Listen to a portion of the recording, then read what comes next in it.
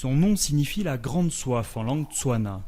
La réserve animalière du Kalahari central au Botswana, ou CKGR, est l'un des derniers refuges du peuple premier d'Afrique australe, les Bushmen San.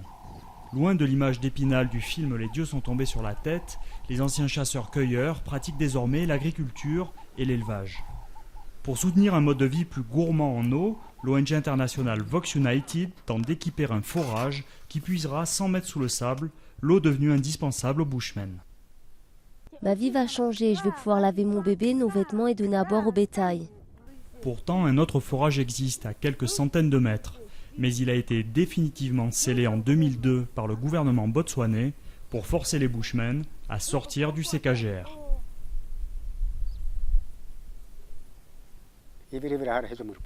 Ils ont dit que nous devions rester à l'écart des animaux sauvages, car c'est un parc touristique. D'abord, ils ont essayé de m'expulser, mais j'ai refusé. Ils ont fini par entrer dans ma hutte et charger mes affaires dans leur camion. Ensuite, ils m'ont amené hors du CKGR. Ils ont dit qu'ils allaient nous développer.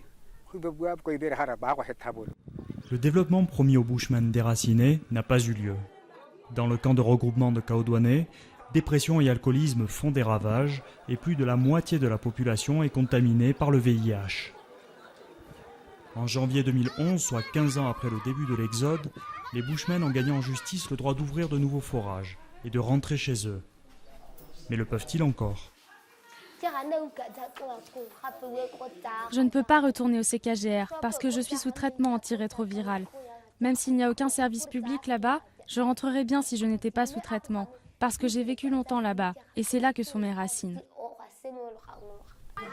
Les maladies contractées pendant l'intermède hors du CKGR, les addictions à l'alcool et le besoin croissant en services tels que l'hôpital ou l'école, autant d'obstacles qui freinent désormais un retour des Bushmen sur leurs terres arides du Kalahari central. Et c'est sans compter la difficulté technique pour établir l'eau en plein désert. C'est plein de sable. Je ne sais pas comment il est entré, mais il n'y a pas assez d'eau là-dedans pour pouvoir pomper. Cela démolirait la pompe. C'est dommage, c'est vraiment dommage.